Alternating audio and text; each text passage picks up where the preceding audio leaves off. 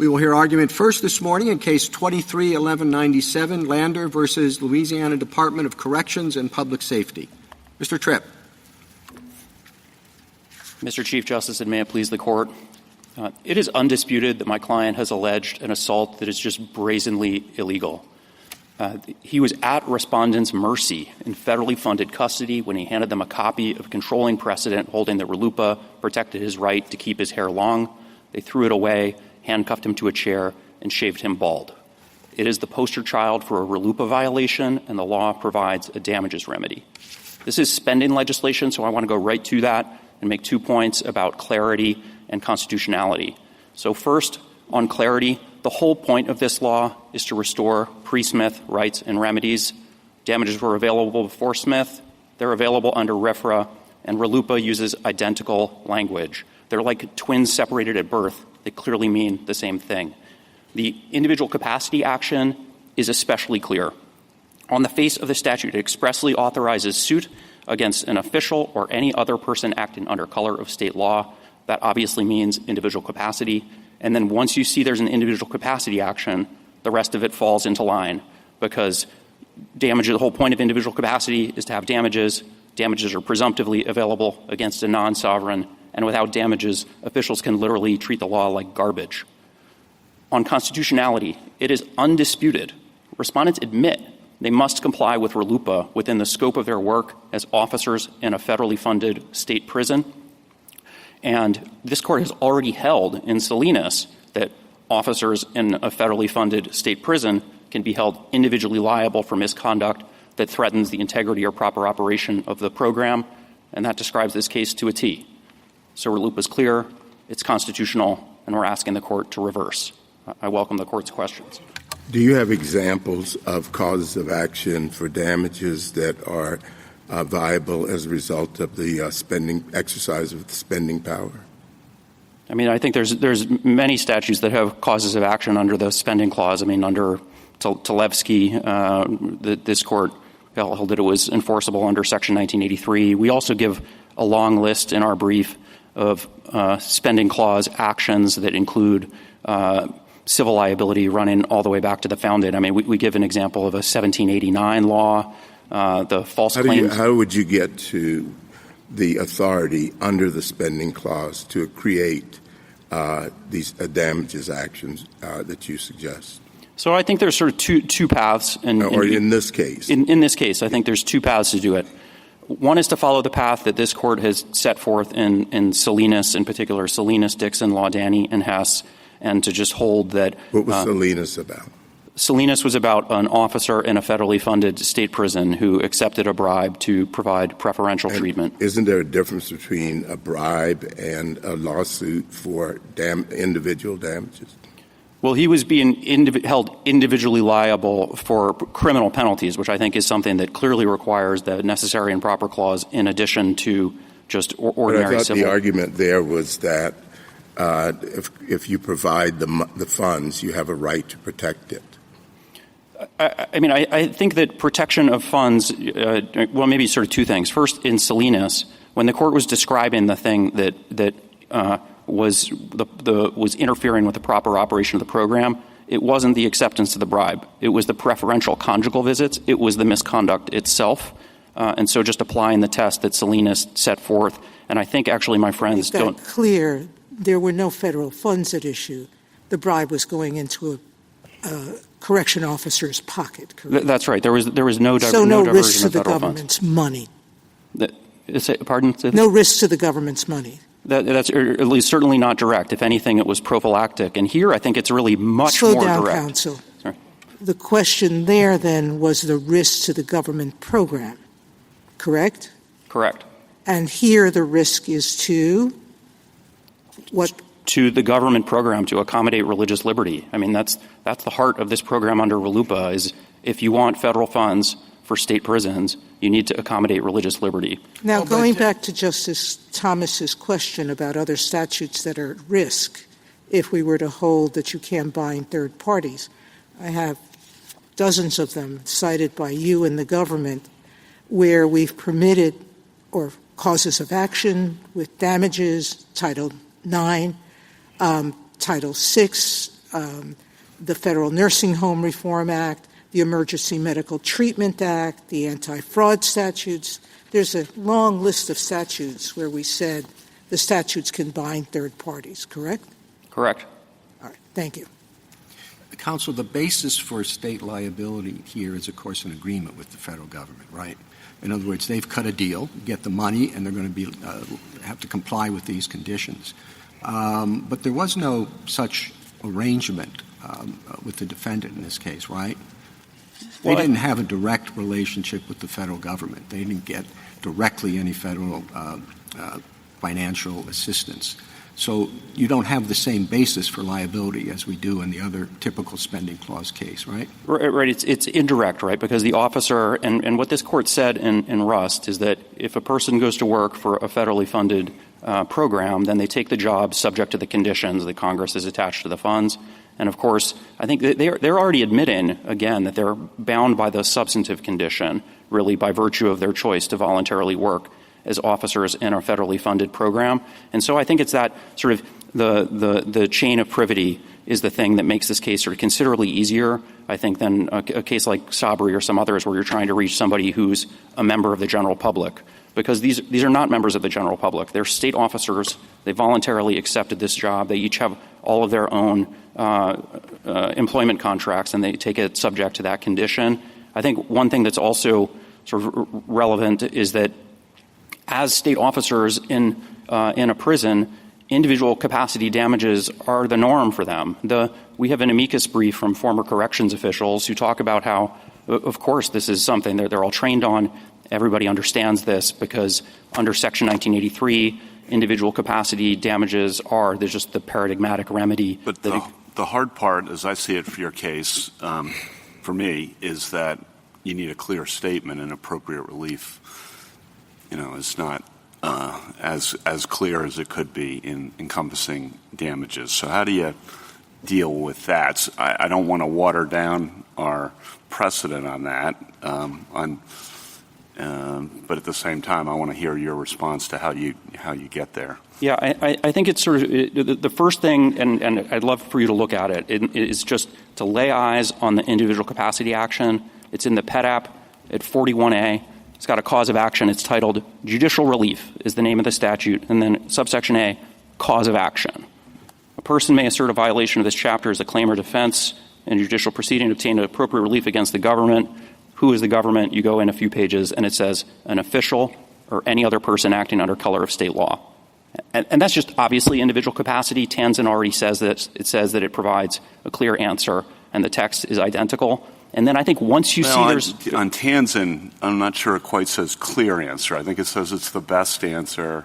It's a traditional answer. I'm not sure it quite says. Sorry, one step. On individual capacity, it says. Oh, yes. I'm talking about damages. Yes. And then once you see there's individual capacity, because I think it's expressed on the face of the statute. I'm asking about damages. Right. Then at that point, the Franklin presumption kicks in because you have a cause of action against a non-sovereign. And the ordinary rule at that point is where there's a right, there's a remedy, right? There's a right. Congress has created expressly the cause of action, and damages are presumptively available unless Congress says otherwise. It then taps into the very deep tradition that Tanzan sets out of individual capacity liability that goes all the way back to the early republic. That's what these have always been for, is to obtain damages. And if you can't obtain damages, the individual capacity action is totally meaningless. You can already enjoin them in their official capacity. So the only thing you get is damages. And then I think also, when you look at just the operation of this statute, the statute just doesn't actually provide its promised protection in a large set of cases if damages are not available. And it's not just this case. I mean, I think if you go through the amicus briefs, there are many situations, some very ugly ones, where effectively the statute is ineffective. And I think one of the things that's particularly troubling about the way respondents' rule would work is that the very officers who are violating the law can also basically unilaterally decide to turn it off by transferring the prisoner to a different facility. And so even if Sorry, go ahead. Please finish. So even in a case where injunctive relief might be helpful, they can moot it out by transferring the person. And I think, yeah. All right. On that point, and then I want to get back to the Chief Justice's question. as I understand it, the circuits are unanimously against you and have been for many, many, many years.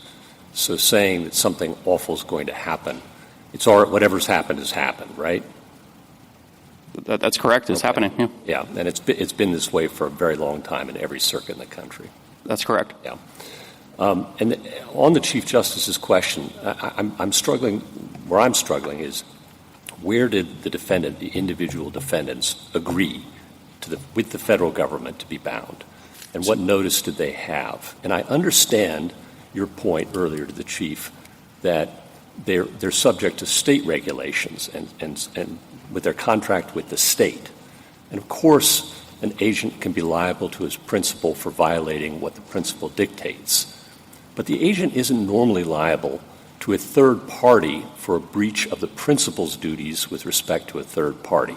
So even when the agent causes the breach, even when the agent negotiates the contract, he's not liable to the third party. He's only liable to the principal. So if we're looking at background contract principles, to the extent they're relevant, maybe you're going to tell me they're not, that's fine. But to the extent we would, it wouldn't seem to encompass these defendants. And every circuit court in the country would appear to be correct. So help me with that. Yeah, I think what that's missing, we trace this out in our opening brief, is that contracts are extraordinarily flexible, and you can, and people do. Yes. Okay. Your brief does go into that, that Congress could have easily written a statute that does this and says that those individual officers have to agree with the federal government to be bound under federal law. I agree. It could have done that. And you say it could have done this in 15 different ways in your brief. I agree with you. My concern is it didn't do that. It could do that, but it didn't do that. It left it to the states. I think that's really where I fundamentally disagree. Okay. I think Congress did do it. What it said in this statute is that, first of all, obviously the states need to accommodate religious liberty, and then it is clear as day that if you agree to be an officer or other person acting under color of state law in this statute, and you deprive a person of their religious liberties in violation of this statute, then you are subject to suit where you will be the defendant in a cause of action for appropriate relief. That is on the face of the statute. And the individual officers, they can agree to take the job or not. They can demand higher wages. They can demand indemnity like Louisiana gives it. And I think one of the things that really breaks down in their argument is they admit that it applies to them. They admit that they need to comply within the scope of their work. And it comes not just with the substantive condition, but also with a remedial one. And then I also do want to just come back to, in this Court's precedents, it's made clear that that Congress can combine the spending power with the necessary and proper clause to impose liability. I mean, criminal liability in Salinas and Sabri. I don't doubt it could, and I don't doubt that when it's protecting its money, as in some of those cases, Salinas, that interest is clear. What I'm struggling with is, did it? Not could it, did it? Did these individual defendants have notice? Did they agree? And would you agree that the individual defendants have to have notice? I think as the way this Court's precedents work, the notice runs to the state, and then as defendants... So the defendants don't have to have notice? Why don't they have notice if they have if I might just finish, I'm sorry. So, do the defendants have to have notice? If I could be yes clear, or no? If I could be clear, it depends on which way you think about it. One way to think about it runs all the way through consent, and then, of course, they need notice because they took the job. They have to take it subject to the conditions. Counsel, it's just really simple. Do the individual defendants have to have notice? They have to have notice of the condition when they sign up to it. And do they have to consent to the conditions? I mean, they consent by virtue of taking the job. Yes. Do they have to consent? By taking the job, yes. Is that a yes, they have to consent, or is that no, they don't? I mean, under this Court's sorry, I just want to be clear about this. I just want to know what your answer is.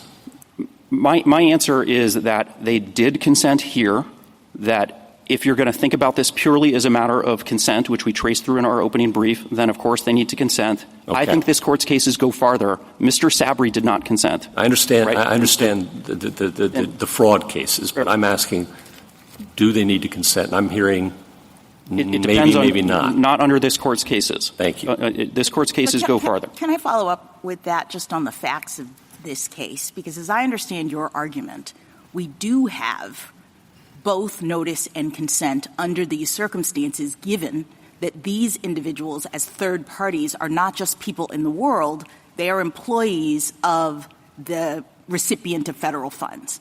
And so to the extent that the recipient of federal funds has made clear with the federal government that it's going to require its employees to comply with RLUIPA and not violate people's rights, then when those employees choose, consent to accept a job with that employer, they are thereby consenting to follow those agreements. Is that right? That is exactly right. And I think that's why when this court has had these cases, Salinas, Dixon, Hess, Laudani, it's a whole line of cases involving officers, agents, employees, subcontractors, where there's this chain of privity. Yes. Every time the court has I think, actually seen that in Salinas that there was no serious doubt. This is not a hard case. Because chain of privity is a classic contracts concept, so that even if you thought that contracts was governing this, we have individuals who, for example, I suppose, let me just give you a hypothetical. What if the prison in this situation actually appends to its employment contract all of the conditions that it has agreed to with the federal government? And, of course, the prison can only operate under its employees' not direction, but because there are employees. In other words, the prison doesn't have its own activity. So to the extent that it agrees with the federal government that it's going to comply with RLUIPA, it's saying I and my employees, the agents that I employ, are going to do this. And so let's say the prison actually appends to its employment contract all of the conditions that the federal government requires for the receipt of federal funds, so the person who is choosing to be an employee is totally apprised of what it is that is required as a condition of employment. I understand your argument to be that would be sufficient, even if we assume that there has to be notice and consent to satisfy any such agreement. Of course. And I think what this court has said, if I could, in Russ versus Sullivan and then in Alden versus Maine as to state officers specifically, is when you go into this job, when you go into this line of work and you voluntarily agree to be an officer in a federally funded state program, then yes, you implicitly, you necessarily take it subject to the conditions that Congress has attached to the funds. Thank you, counsel. Your answer that you've just given to my colleague is based on a legal fiction, right? If you're hired as a prison guard in Louisiana, you don't sit down, and I don't even know if Louisiana does, saying, oh, here's our agreement with the federal government, which probably goes on for I don't know how many pages, and you should look at it carefully because you're bound by it. That's not what happens as a matter of practice, and I don't think when the prison guard is hired, he says, well, I want to see the federal conditions that you agreed to under the contract.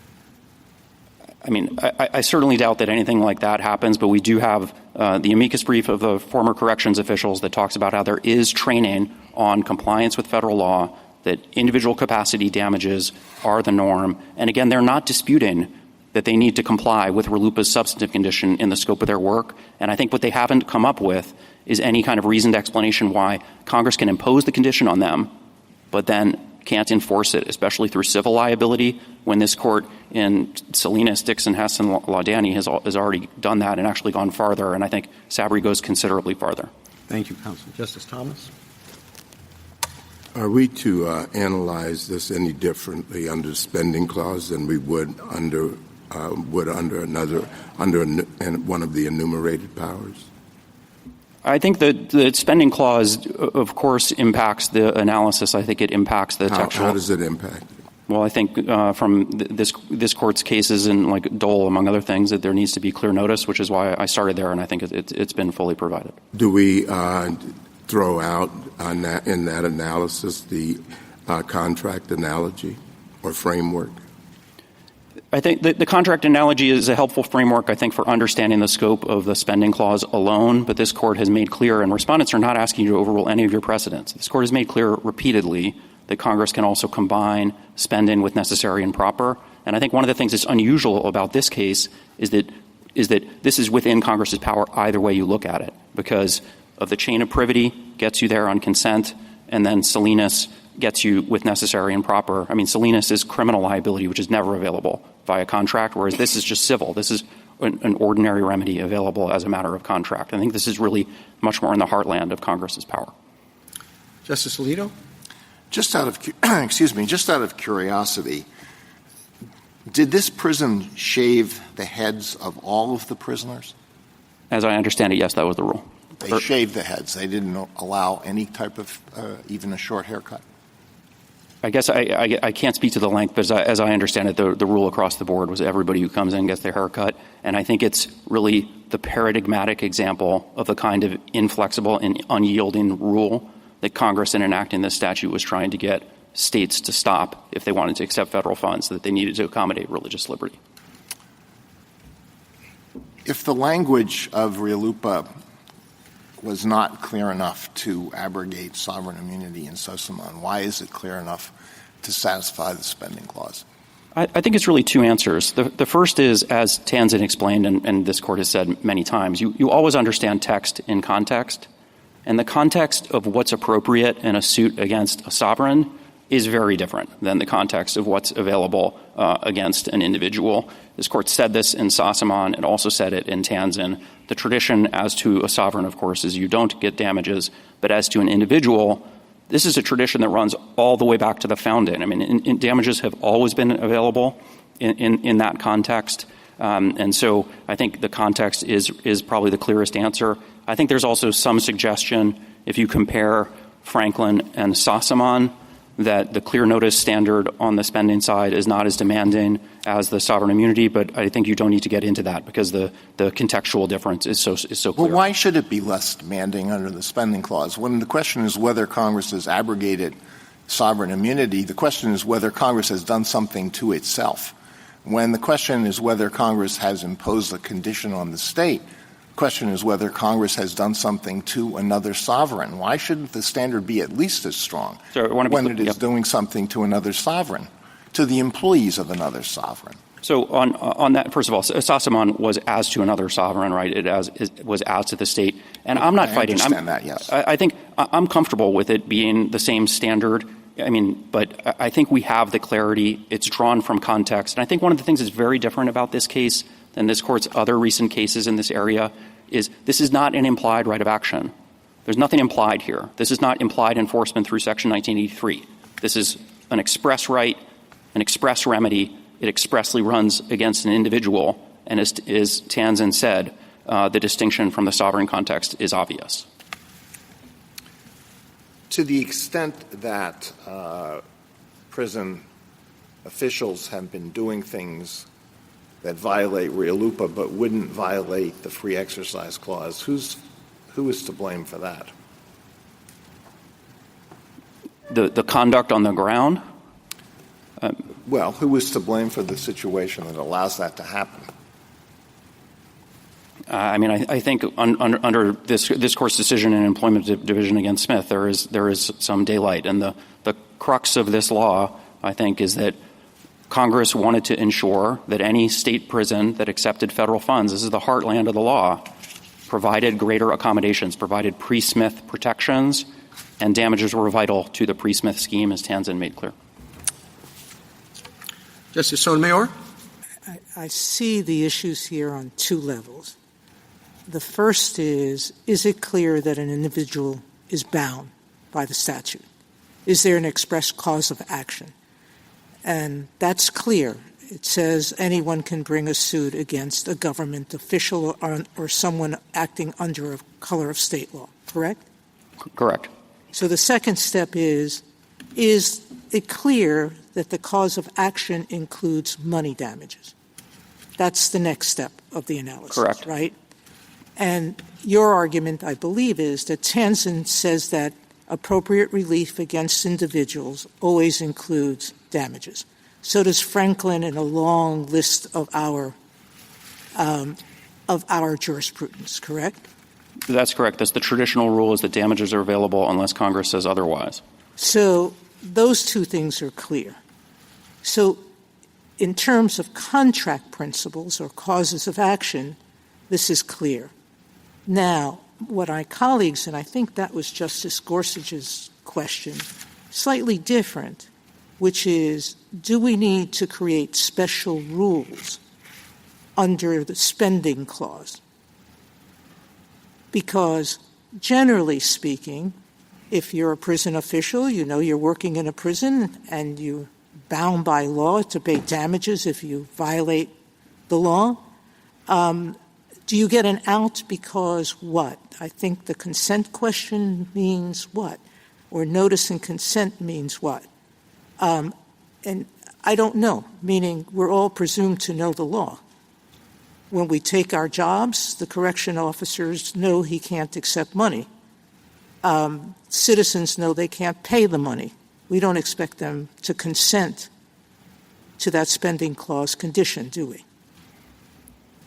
I think one of the things that makes this case so much easier is that you have the consent of the person to become an officer in a federally funded program. I agree, but I don't know why you need that. I think that's what you were saying, which is we never think of needing some express consent to say I'm bound by the law. I think really the hard question in most of the court's spending clause cases is, can Congress impose the condition on that person? That's really the question in, like, Sabry. Can Congress actually impose the condition on that person? That can be a hard question, but it's not here. They admit at page 46 of their brief that they are bound by the substantive condition. Your point is if they're bound to the injunctive and declaratory judgment relief, then they're bound to the money debt. It's an exceedingly small step, and this court has gone— It's not even a step. This court has gone well beyond it, and I think you can easily get there as a matter of even just as contract principles. Thank you. Justice Kagan? Mr. Tripp, the questions you've been getting, is there enough consent? Is there enough notice? I presume, tell me if I'm wrong, would those questions apply just as well to any 1983 suit against a state employee? I mean, I think a lot of the notice questions are going to the sort of spending clause layer, which— Yeah, but of course 1983, we've said, applies when a statute is based on the spending clause power. We said that most recently in Tlefsky, and there are other cases. So if we take ourselves out of the RLUIPA context for a second, we just put ourselves into the context of some other spending clause statute which doesn't have its own cause of action, but where the cause of action is 1983, presumably you would have the exact same questions about, I don't know, does the state employee know about this? Has the state employee consented to it? And yet we've never thought about those questions in that context, have we? That's right. I think you don't ask that follow-on question. And there was no additional question about notice in Salinas. There was no additional question about notice in Sabry. I don't think there was either in Dixon, Hess, Law, Dan. Like as you run down the line. Yeah, I'm just sort of saying that out of the RLUIPA context, just 1983 statute, the 1983 statute used to enforce spending clause statutes. I mean, we just take for granted that of course you can bring a suit against a state employee. That's correct. And then it's like, why would the rule be any different under RLUIPA? I don't think it should be. Justice Gorsuch? In fact, in Medina, we said the spending clause adds a layer to the 1983. And in terms of notice and consent, suppose a federal statute said something like this. If a coach at a federal funds receiving university allows biological men on a women's sports team, a female trying to make the team could sue for $1 million. Or an employee of a federal funding recipient in a state agency dealing with family affairs gets an abortion, the father can sue the employee for $1 million. I think on your theory, those are perfectly fine without any particular notice to the individual employee or any particular consent by the employee. Maybe I can come back to one of the answers I gave before. The rule we're articulating has 4 ingredients. You need to have a valid condition that applies to the person. They need to be an officer within the scope, and then it needs to threaten the integrity of the program. I think under your hypotheticals, the real question is the first one. Can you actually attach the condition to that? Let's assume you can. Let's assume they're germane. And they might be germane, in terms of, for example, the student-athlete. Might well be germane to a concern about discrimination against women that a federal funding program might well take into account under Title VI, for example, or the employee for the Health and Human Services. That might a pro-life Congress might well think that germane, and we might well find it so. So take as given that they're germane. Yeah. I can come up with other examples if you want me. I just want to be clear that this court's Dole test is already sort of addressing these concerns, right? So there's obviously the relatedness requirement, but then it also can't be coercive, and then you can't have an independent constitutional bar. Suppose there's no constitutional problem with these? And then if these people qualify as officers, which is not clear to me that they will. Let's say they do. Then it would then yes, and it follows. Because the answer would be hold on. Sorry, I think I missed one step. And then within the scope, which I think you have, and then it would need to threaten the integrity and proper operation of the program. Yeah. And I think it is telling you that if and this is the big if. Mr. Tripp, where you're winding up is the spending clause is no different than the Commerce Clause. I really don't think that's correct, Your Honor, because the crux, the most important condition on the Dole side is you can't have coercion, right? The state needs to go into it eyes wide open, and I believe in your hypotheticals, the person needs to take the job eyes wide open. And so those are very significant checks that mean this is never going to get to the same. Both of those checks exist in my hypotheticals, and Congress could pass such laws. And that's quite a stretch of the spending clause. We've never before said anything like that. I mean, if this court wants to cut back on some of the sort of frontline sort of scope, maybe you could do that in some future case, like in the hypotheticals. I'm not talking about cutting back anything. I'm talking about what 9 circuits have uniformly done since RLUIPA's passage about 30 years ago. Yeah, and I want to be clear that once Congress, and I'm not going to back down on this at all. Once Congress can impose the condition on the person. I wouldn't expect you to, Mr. Chairman. Once they can impose the condition within the scope of their work, and that can be that's a hard question, but here it's not. And once they can impose the condition, they can enforce it. I think that's the only step that we're asking about here. We're not asking you to change any law on the front end about what Congress can and cannot do in the first instance. Justice Kavanaugh? Back to the question on clear authorization regarding damages in particular. You rely heavily on Tanzen for that, but even after Tanzen, to pick up on Justice Gorsuch's point about the courts of appeals, the courts of appeals have continued to reject the position you're articulating here, even in the wake of Tanzen. Chief Judge Sutton's opinion in Ali is probably emblematic of that and says, even after Tanzen, you still don't have the clear, express, unequivocal, unambiguous authorization for damages. And so my question really is just why are judges, to Justice Gorsuch's question, misreading the precedents that are out there, in your view? Yeah, I'm glad you asked that. Maybe 2 points where I think Judge Oldham has the better of this, with all due respect to Judge Sutton. And honestly, it's the first thing that I said. Judge Sutton, if you look at his opinion in Ali and also his prior opinion in Haight versus Thompson, he does not ask the question of whether there's an individual capacity action. He goes right into the sort of appropriate relief analysis. And I think that is just a critical step, because once you see that there's an individual capacity action, then you have an express right, an express cause of action, expressly against a private party. And then whether damages are appropriate relief, I mean, that's the norm. That's what individual capacity actions are for. If you don't have it, the individual capacity adds nothing. It's totally meaningless. And I think it's because Judge Sutton sort of overlooked that first step in the analysis that I think Judge Oldham has the better of it.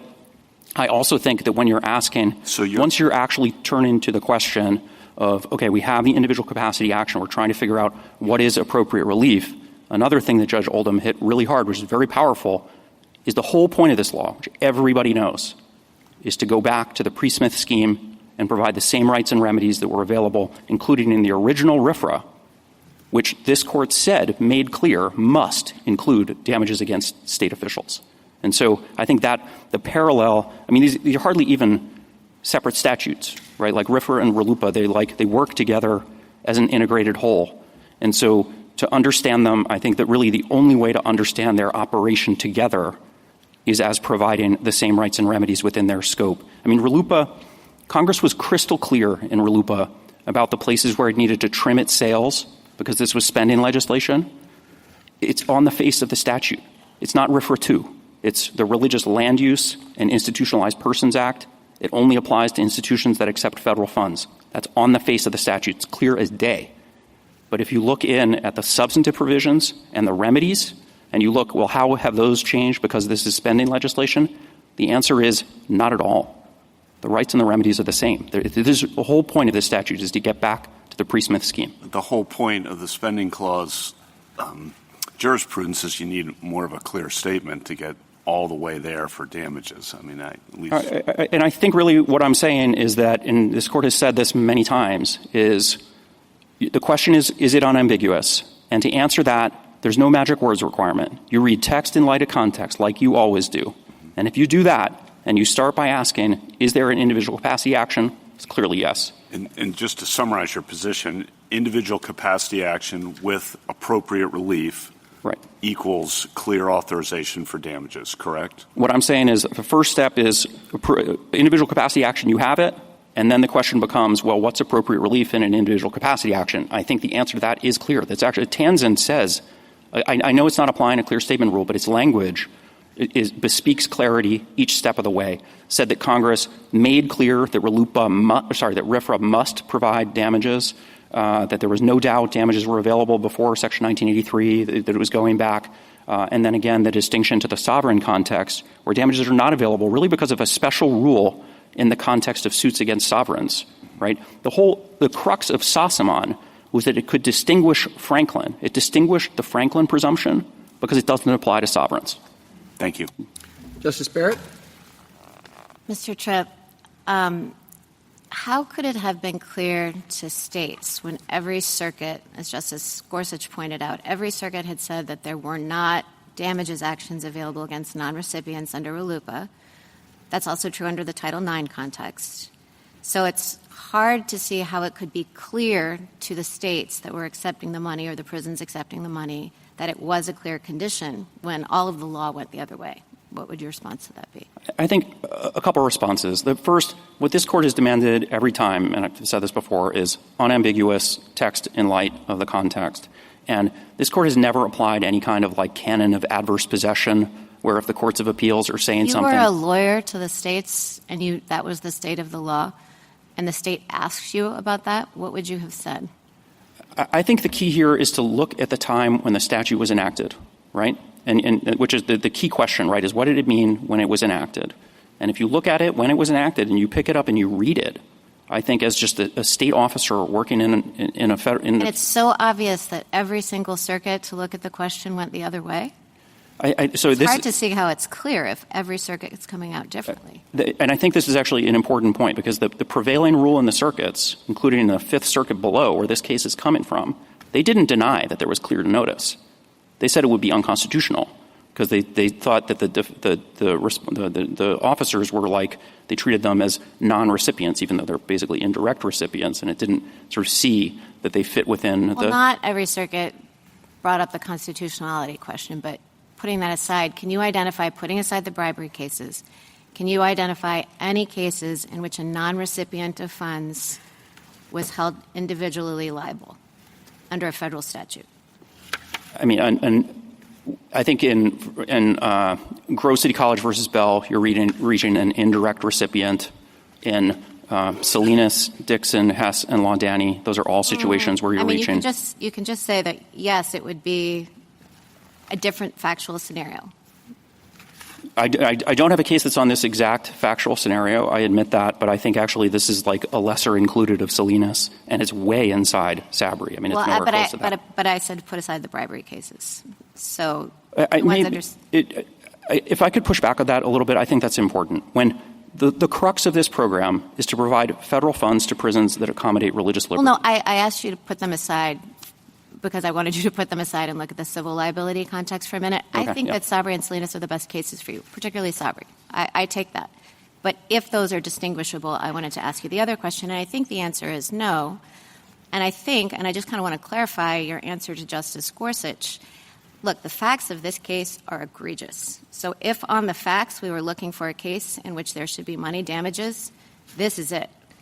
Justice Gorsuch asked you a series of harder facts, harder factual scenarios in which we might think, I'm not sure if money damages as a policy matter make as much sense in that context. You never really gave him an answer, yes or no, and so I just want to say I want you to give me an answer, yes or no, on Justice Gorsuch's hypotheticals, and don't fight the hypothetical about the conditions and all that. Your theory means that, yes, the coach, the doctor could be held liable. Let me be clear about that. Yes if, or but no. only yes if or no. the Take condition. No, Mr. Tripp. He asked you to assume that the conditions, that it was perfectly consistent with the spending clause. So yes or no, would your theory say that, let's talk about the coach under Title IX, on Justice Gorsuch's hypothetical? If the condition is valid. Yes. He said all that. Yes. If the condition attaches, Congress can enforce it. And I think the crux of the question is. Okay, but just say yes or no, yes or no. You don't want to say yes or no. Just take the consequences. It's totally fine if those are the consequences. But I think you have to follow the logic where it leads. And the logic where it leads is that, yes, under Title IX, say, Congress could pass a statute, or Congress could say that it's going to rely on its spending power to hold the coach liable under the hypothetical Justice Gorsuch gave you, right? Yes. Yes. But I think this is. I just don't see how you could say no, given the assumptions he asked you to make about the spending clause. But I want to be clear. One of the reasons I've been articulating this rule under Salinas, right, which is these 4 ingredients: valid condition, officer within the scope, and threatening the program, is it doesn't require you to address, I think, some of these. There are harder hypotheticals about. But Mr. Tripp, every time we decide a case, we have to think about what it's, in Salinas and Sabri, if they had looked ahead to this case, might have said, yeah, this might be where the logic leads, or you take a few steps from here and this is where it goes. But we can't decide a case just based on these facts. So you just need to own it. No, it's fine. And I own that. I want to be clear about that. But what I'm saying, and the reason why, especially in our reply brief, we're relying heavily on Salinas, is you've already said all of this. And so we're not asking the court to break new ground. But you're not making – well, okay. But logically speaking, why does it have to be individuals or officers? Why couldn't you, for example, say that a school district, schools that take federal money, if they do and we want to why couldn't liability extend, say, to parents who choose to send their kids to those schools? Let's think about, like, if a child is transitioning, say, and the parent says, no, I'm not going to facilitate that. I'm not going to call the child a different name or call the child by different pronouns. Could there be some sort of cause of action that would allow, say, the child to sue the parent for civil liability? Why does it have to be an officer or an employee under your theory? But because of the consensual contractual nature of agreeing to work as an officer for a federally funded program. That point. Right. And so I think when you're reaching a member of the general public, which is what your hypothetical is talking about, it is a totally different set of questions that we're not remotely touching. I think that's what Sabri gets at, is how far can Congress go into reaching members of the general public? Those are hard questions, and we're not asking you to go anywhere near them. Why doesn't your logic require it? Because you want to rely on the contract analogy for that point. Like you're just sticking on the contract road. Because of the contract road, and they admit the condition applies to them. And it's because of the contract, because they've agreed to take the job subject to this condition. And we know that that's voluntary all the way down, right? The state is voluntarily accepting the funds. They're voluntarily taking this job. A person who takes this job might want to demand higher wages or indemnity or things like that, but that's already the norm for them, and they already provide the, indemnity is the norm in Louisiana law in most states. What about other contracts, though? I mean, what if you, contract for services with the hospital because you're a patient? What if you contract, I guess I don't understand why it has to be an employee. I think the piece about being an employee, is, and this is what's picked up in Russ versus Sullivan, and Alden versus Maine as to state officers in particular who also take an oath to comply with the federal Constitution and laws, is that you are sort of taking the job sort of subject to the conditions, the sort of terms that attach to the work. It's different than being just like a stranger to the counterparty in a contract. I know that in Hess, United States Marcus Exerell Hess, that's a situation where you're reaching somebody who's a subcontractor through the sort of a chain of privity. And so the court has addressed that in some other cases. But again, I think this one's easier because of just the nature of the work. Okay, speaking of the layers of consent, this is just a technical question. The Fifth Circuit talked about the warden and the Secretary of State. Were the guards actually defendants? Because here, are the guards before us? We don't have their names. They're John Does. The John Does, but the Fifth Circuit didn't talk about them. The Fifth Circuit talked about the warden and the Secretary of State, saying they couldn't be sued in their individual capacities. The warden is the factual allegations in the complaint involve the warden specifically. Okay, and so the warden knew Okay, so the does are not before us. It's just no, the does are before you. It was dismissed. Right. We don't know who they are. Yeah. Okay. We don't have their names. And in terms of layers of contract, is the contract with the state of Louisiana or with LDOC or with the prisons? So the way RLUIPA works is the Department of Corrections. So it's LDOC. That's LDOC. Just I just wanted to understand how that worked. Thanks. Justice Jackson? So can I invite you to reflect back to Justice Thomas's question? And you said that there were two paths to getting to your result. And you mentioned Salinas is one, and I think I might have heard the other, but let me just give you the opportunity to explain what those two paths are. Yeah, so in Salinas, I think because it's criminal liability, the court is very clearly relying on a combination of the spending clause to attach the condition and then the necessary and proper clause to enforce it, because you can't do criminal under contract. But I think in this case, because we have civil liability and it's this chain that runs down to the officers, you don't even need the necessary and proper clause. I think this is an unusually easy case because of the way that the chain of privity is the second. Because the chain of privity is the second. So I think you could come at it either way. And, I represent a private litigant. I don't really care which one you do, so long as you reverse, of course. So do you view Louisiana's constitutional argument as turning on the contract analogy? I mean, do we have to sort of accept that the spending clause and spending clause legislation is subject to characterization as a contract in order to buy their argument?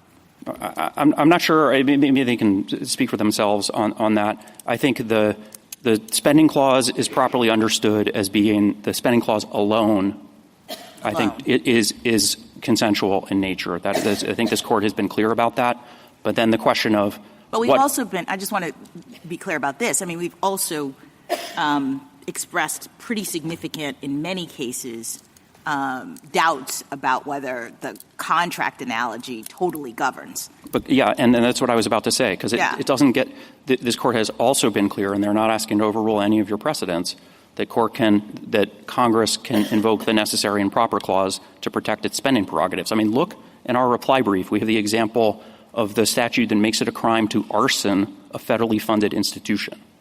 Right? That's the use of the necessary and proper clause in conjunction with the spending clause, and which, as I understand their brief, they're saying that that's off the table. Whereas I think what we're saying is because this is officers, within the scope, it's a valid condition, and it's conduct that threatens the sort of core operation of the program, then it's just controlled by Salinas, and you don't need to break any new ground. So how much precedent would we undo if we held that RLUIPA's individual capacity cause of action for money damages is unconstitutional? I mean, is this a big deal case or not so much? I mean, I certainly think it's a big deal case, and we've included I think there are these like 5 or 6 precedents from this court that I just don't see how they can square their position with. Salinas, Hess, Laudani, Dixon, Grove City College versus Bell, and Sabry. And then just above and beyond the court's cases, I mean, we traced through a history of statutes that are similar to this, running all the way back to 1789. The first Congress that had a scheme for imposing individual liability on officers in working in a federally funded state prison. False Claims Act of 1863, anti-kickback provisions that started in the 1930s. Title IX, Title VI, that's Grove City College versus Bell. Title X of the Public Health Acts, EMTALA. There's whistleblower provisions, Prison Rape Elimination Act, the arson statute that we were talking about. There's another one about blocking interference to federally funded programs. So it's a long list of statutes that could be imperiled. Yeah, where Congress has traditionally protected federal programs, and I think in particular imposed conditions and enforced them as to people who are in this position of being in the chain of privity. They're officers, agents, employees, or subcontractors of the grantee. Thank you. Thank you, counsel.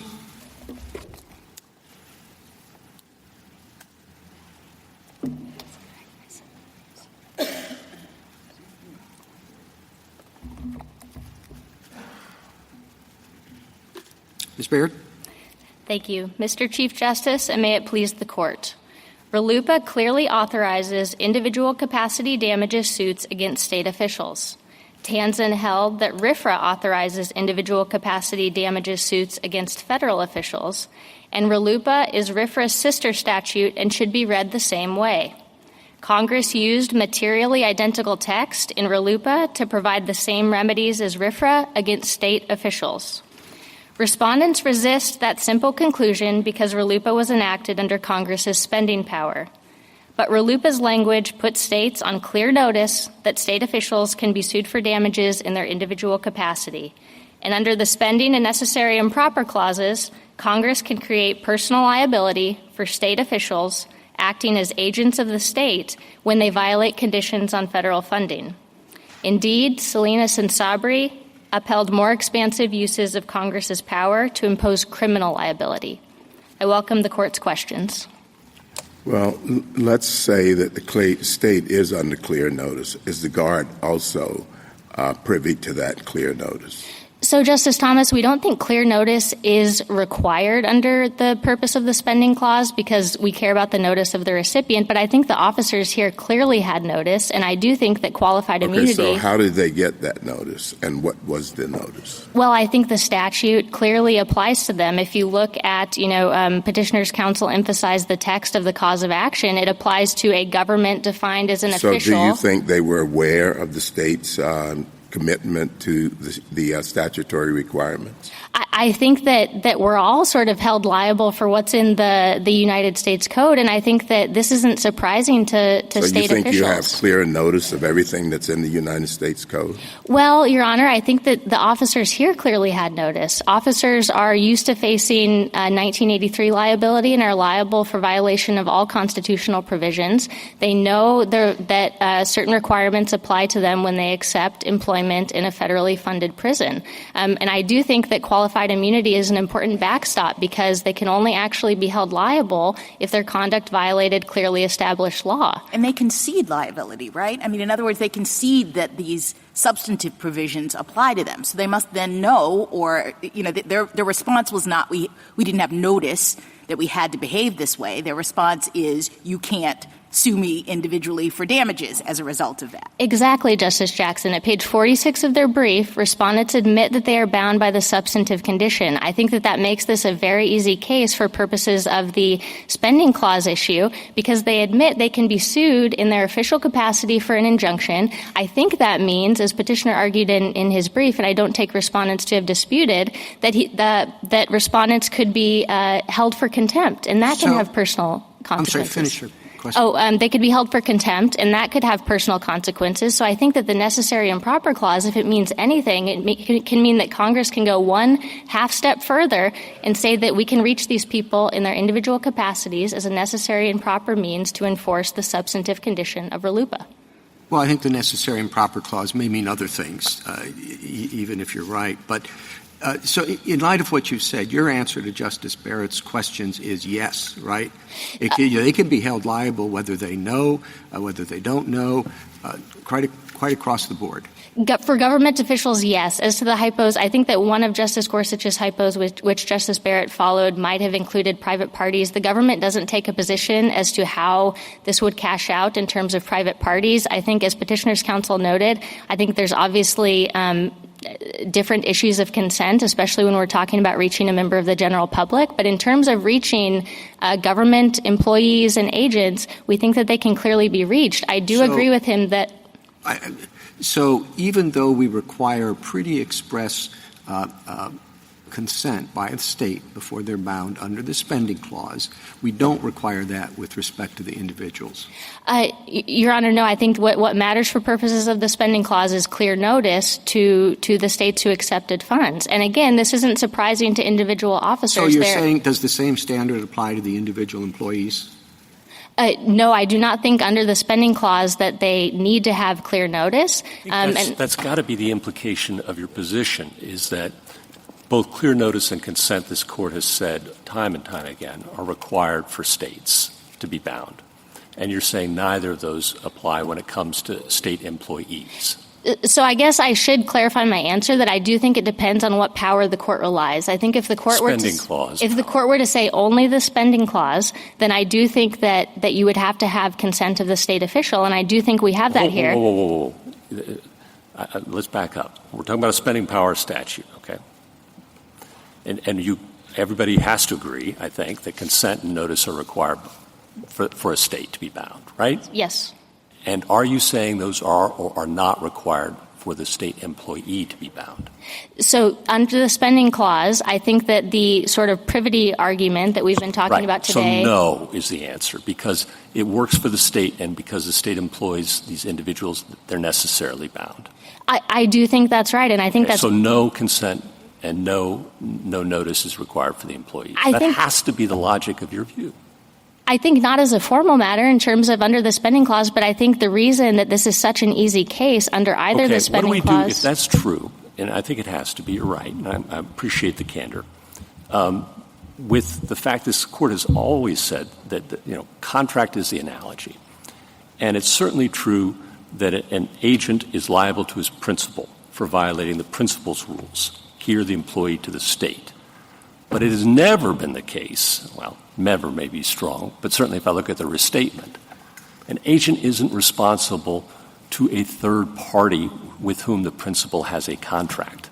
Privity doesn't run like that. It runs between the principal and the agent, not a third party. What do you do about that? Yes, Justice Gorsuch. Well, I would strongly resist that the contract analogy applies to answer every question that arises in spending clause That's legislation. an answer. It's just ignore this contract analogy. Well, Fair enough. Well, I think what the Court's cases say is that the contract analogy is important for purposes of determining notice. It's notice and consent, yeah. Did the recipient have notice? I think here it makes it an easier case under the spending clause, unlike all of the cases where the Court has considered, like in Medina. But you're asking us to ignore contract principles when it comes to the employees, right? I mean, that has to be right. No, we just don't think that the contract analogy answers the question. We think the Court needs to sort of tick through the constitutional analysis and ask, is this a necessary and proper means of enforcing the substantive RLUIPA condition? And we think it is. We have to look outside the contract analogy because it wouldn't get to the employee here.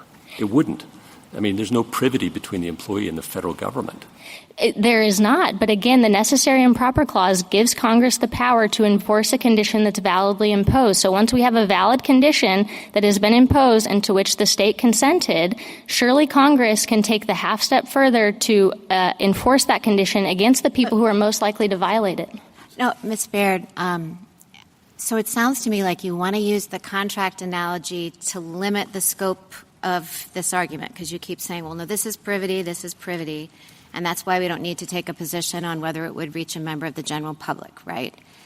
But then you're moving away from the contract analogy when Justice Gorsuch is asking you about, well, do these principles of contract law apply? I don't understand. It seems like we're slipping in and out of the contract analogy. Yeah, so let me try to be clear, Justice Barrett. I think that the contract analogy applies to determine whether there's notice. I think this Court's cases are clear that the notice that matters is the state's notice. I do think that the officers can be fairly held to account for notice here. I think under the spending clause alone, this is an easy case because officers consent to work at a federally funded state prison. I think when we add in the necessary and proper clause, the farthest this Court has ever gone is Sabry, which reached a member of the general public. There was no consent there. I think that the necessary and proper clause allows Congress to enforce valid conditions. There may be hard questions about can Congress impose the condition in the first place? But I think once Congress has imposed the condition, and again, respondents don't dispute that they're bound by the substantive RLUIPA condition, and courts of appeals have upheld the substantive condition under the spending clause, Congress can go one half step further and enforce it against individuals. That half step has to include members of the general public because you're relying not just on the contract, because the answers about the contract are that it does not need to give clear notice to the employee. So they're getting their notice from the statute, right? Yes, I think they have notice from the statute. And again, I think qualified immunity is an important backstop for officers. I guess with what I would say about members of the general public is I think conceivably, and the reason we're not taking a position on sort of how this non-party liability issue cashes out there, because I think there conceivably could be different analysis under the necessary and proper clause. I think here it's necessary. What would that analysis look like? Well, so let me just walk through what the analysis is like for individual officers, and then as I'm doing that, we can sort of see how it would be different. But here, it's necessary to enforce it against individual officers because otherwise the condition would go unenforced in a significant category of cases. And the facts, as alleged here, are a good example of that. Facts of one-time abuses You can finish your answer. Thank you, Mr. Chief Justice. That Congress clearly had on its mind in RFRA and RLUIPA, the destruction of a Bible, et cetera. It's also proper because this is a longstanding traditional remedy, and it's against state officials who are most likely to violate the condition. These are the people through whom the state acts. The state otherwise doesn't act but through its officials. And so I think that necessary and proper analysis could look a lot different when we're reaching a member of the general public, and I think there could be other safeguards. I mean, there are other limits on spending clause power, too, and I think those would equally apply. Thank you, counsel. Justice Thomas? Justice Alito? In determining whether there was clear notice, what is the relevant point in time? So I think it would be, what is the notice as provided by the statute? In Medina, I think it was footnote 8. The court said we care about notice as provided by Congress. No, what date? What is the date? So when RLUIPA was enacted in 2000. And we care about it's not the time. It's not the point at which the state accepts the money. Yes, but I think so. So yes, we care about the state's notice at the time they accepted the funds. And but what is the relevant date there? So in this case, RLUIPA is tied to all sorts of federal funding, and so I don't have a specific date on which they accepted funds, but I imagine they're continually accepting federal funds. You can go to usaspending.gov to see the different funds that they receive from the government. Was it clear before Tanzen? Yes, I absolutely do think it was clear because Tanzen is illustrative. I think Tanzen is helpful for us because it shows why the textual analysis comes out the way it does. I don't think it was necessary. Even though all the courts of appeals had gone the other way, and even without Tanzen, you think it was clear? I would say so, Justice Alito, and here's what I would say. I mean, in talking about the courts of appeals decisions, yes, they've all gone the other way. I agree with Petitioner. Not all of them said that the statute wasn't clear. I think that really there's no sort of how lopsided is the circuit split rule. It's odd to think that at time zero, a statute could not provide clear notice or could provide clear notice, but then at time one, when all of the circuits have gone the other way, it doesn't provide clear notice. There's just no administrable way to administer that rule. And Tanzen was decided, I think, 18 days before the event in question here, and maybe General Aguinaga could answer the question, but if funds were not received after that date, doesn't that make it more difficult? I don't think so, Your Honor. I think that timing is right from what I understand the allegations to be in the complaint. But I don't think the argument depends on Tanzen. The notice that we care about is the notice as provided by Congress, and text is the only reliable indicator of meaning. The other thing I'll say is sort of just as a basic principle, when Tanzen interpreted RFRA to make clear that individual capacity damages are available under RLUIPA 2, that's not just what RLUIPA meant post-Tanzen. That's what RLUIPA has always meant. That's Rivers versus Roadway Express. I understand the point. Could you address Justice Gorsuch's hypothetical about the coach? Let's just take that as an example. What is the position of the United States regarding that situation? So assuming the coach, this is a public entity and the coach is a government employee, yes, there could be a cause of action there. But again, I think the difficult part, and I'm not going to fight the hypothetical, I think yes, but the difficult part is can Congress impose the condition in the first place? And there are serious limits on what Congress can do under the spending clause. There's not just Dole, but there's other principles that the court has laid out. Yeah, and what would be, that's what I'm asking, what would be the limitations? Sure. So there's several. I mean, the Dole factors, obviously. There's would the Dole factors be met in that situation? Well, I don't want to take a position on sort of the outer reaches of the spending clause because this case is really about enforcement. And so I don't want to get ahead of the United States on very difficult questions about how far does the spending clause go. I think the important thing is that there are limits. The Dole factors, there's the unconstitutional conditions doctrine. Congress can't condition funds on someone giving up their constitutional rights. There's coercion. And then I think the remedy itself has to be constitutional. It has to comply with due process. And then as I was talking with Justice Barrett about it, also has to be necessary and proper. So there may be some instances in which a remedy is not necessary to enforce a condition or a proper means of enforcing the condition, and those requirements can have teeth. Well, you're asking us to take an important step. It would be helpful if we had an idea about where this road is leading, but you don't want to provide an answer to that. Well, Justice Alito, I think because it's not presented in this case. I think that when the court has a spending clause case about how far Congress can go in imposing the condition, then I'm sure we'll be up here as a party talking about that with you. I think that the United States hasn't sort of taken a position on that question because how often has this court held that Congress has imposed an impermissible condition under the spending clause? I mean, NFIB is an example. Yeah. What else? Alliance for Open Society, there's a First Amendment violation there. There are real limits. I think in Prince said that there was a necessary and proper case, said that it wasn't a proper means of enforcement. So I think that the court can, if it wants, address that in a separate case. I think really the question here, and I'm not trying to frustrate the court, but the question is really just, can Congress enforce a condition that is validly imposed? The hard question in Your Honor's hypothetical is whether Congress can impose the condition, and at page 46,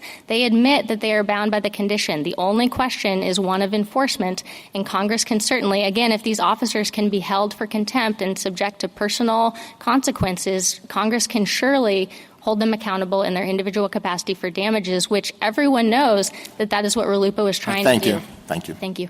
Justice Sotomayor? A new road by us would be to rule for respondent, correct? I would say so, Justice Sotomayor, yes. It would put at risk dozens of federal statutes, correct? I think so. If the court says that neither through the spending clause or the combination of the spending and necessary and proper clause Congress can't do this, then I think that would be groundbreaking, yes. Similarly groundbreaking is the requirement that somehow when individual damages are at risk that Congress has to be more specific than using appropriate relief. Because we've approved damages under appropriate relief in other statutes, haven't we? Spending clause. Well, yeah, and Franklin's a good example of this because in Franklin there was not even an express cause of action. So if we're concerned about clear notice and what clear notice is, here we have an express cause of action that expressly applies to these officials and expressly provides for appropriate relief. Thank you, counsel. Justice Kagan? When you just said, Ms. Baird, groundbreaking, could you hum a few more bars on that? I mean, groundbreaking how? Groundbreaking what would happen? What would follow? Sure. Well, I mean, I think Petitioner's brief laid this out nicely, but there's sort of a long history of Congress being able to reach outside of the strict privity between the federal government and an entity that receives funds. I think all of that could be called into question. I think we've cited some sort of on-point statutes in our brief where employees or agents can be held liable. That's the Federal Nursing Home Reform Act, EMTALA, Title X. And then I think if the court accepts respondents' arguments on the constitutional issues, I think that could call into question Section 666, the bribery statutes, and Sabry. I think that this case is such an easy case because this case does not even approach the outer limit that this court has recognized in Sabry as permissible. And I think all the court has to do, the court does not need to extend Salinas and Sabry. I think all it has to do is cite those cases, say that no one has asked us to overrule them. Case on Salinas and Sabry, I mean, one of respondents' arguments is that those cases are different because the federal government's interest in funding was more directly involved, that what they really were all about was ensuring that the federal government could make sure that the recipient didn't fritter away the federal government's own funds. So why is that true or not true? Yeah, so we would strongly resist that RLUIPA isn't about protecting federal funds. It absolutely is. The federal government gives money to prisons, to state prisons, on the condition that they won't violate religious free exercise. When they do that anyway, the government is not getting what it pays for, which is institutions that respect religious exercise. So I do think that this is about protecting the funds. I'll also say that in Salinas and Sabry, the court was concerned about more than just protection of the actual funds at issue. And I think you can see this because neither case required any nexus with the federal funds. It's most obvious in Salinas where the court there described the threat to the federal program was the deputy sheriff who was giving preferential treatment to the inmate. It was clear as day that was the threat that the court was talking about. And I think here the federal program is similarly threatened when officers can violate conditions on federal funds with impunity. So in those cases, what the court was really saying is that the federal government has every right to deal only with institutions that are not generally corrupt. And here it's the same, except the end of the sentence would be not generally rights violating. I think that's right, Justice Kagan. The federal government does not want to be a party to egregious violations of religious liberty like the facts alleged in this case. I mean, the federal government has the power when it says it's giving federal funds on a condition to enforce that condition, and the state can always say no. Thank you. Justice Gorsuch? I take your point that a holding that said that Congress could never pass a statute conditioning employees, making them follow RLUIPA, because that would exceed necessary and proper bounds, would be quite a holding. But the same would go for the coach, too. On the Title IX recipient, there would be quite a holding for us to say Congress couldn't do that. I take that point, but I think it would apply to the coach as well. And I also think it's very different to say whether Congress could or couldn't do it. It didn't provide the clear statement that's required. And there's nothing novel about that. We just did that last year in Medina, for crying out loud, right? Well, Your Honor. At the government's urging. Well, right? Your Honor, yes, I think that was right. All right, and then, we'll go. If you want to finish, you want to add. Feel free. Oh, I was just going to say there's a really important difference between this case and Medina, which I've sort of mentioned a couple times, which is this case involves an express cause of action. So I think in Medina, I understand that. The question is to whom, and whether there's clear notice. And simply saying it's not clear notice and there isn't consent, there's nothing novel about that. We did that in Dole. We've done that in Medina. We've done it not in Dole, but in a lot of other cases, we've done that, right? I think that's right, but I do think there's clear notice here, Justice Gorsuch. I understand you think that. No, on the clear notice point, you say, well, it was obvious even before Tanzen, right? Yes, Your Honor. What do we do about the federal government's representation in Tanzen itself that RLUIPA does not clearly authorize these suits against individual employees? Yes, Your Honor, that's a fair question. So we were a party in Tanzen. We took a shot at the text, what we thought was a good interpretation of the text, and admittedly, we had an interest there in defending federal officers against damages suits. But hey, we lost, and we lost very badly. It was 8-0. Well, that was RFRA, and absolutely you lost badly. But you said, with respect to state officials and RLUIPA, that it doesn't authorize. And now you're asking us to believe that it was clear, even though you got it wrong. So, Justice Gorsuch, we've taken to heart this court's decision in Tanzen, and I think that Tanzen's analysis really does help the court decide the question. It doesn't govern squarely, but I think it does illustrate why the text means what it does here. Justice Kavanaugh? You agree that the spending clause statute must unambiguously authorize damages in order for damages to be available, correct? Yes, I think that's the clear notice requirement. Okay, and do you have any differences with petitioner on why you think this statute, RLUIPA, clearly authorizes damages? I mean, I think petitioner put it about as good as I could. I think that it's really important to start with the individual capacity action. I think if you look at this text, it is clear as day that it applies to officials in their individual capacity. It applies to an official or any other person acting under color of state law.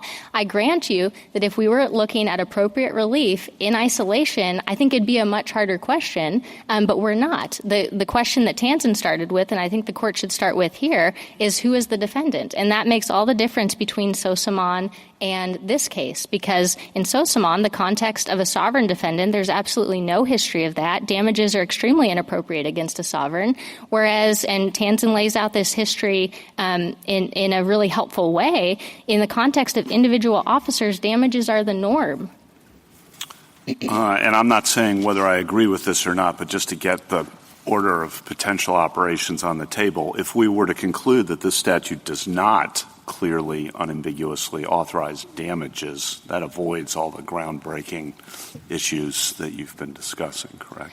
Well, I think you would also want to consider sort of downstream consequences with respect to RLUIPA if the court says that the text I understand that. Clear. My specific question was the groundbreaking consequences you were discussing. That would be put off for another day, correct? That might Even be. though you think, and I take your point, that's why I said I'm not saying whether I agree with this or not, there would be RLUIPA consequences.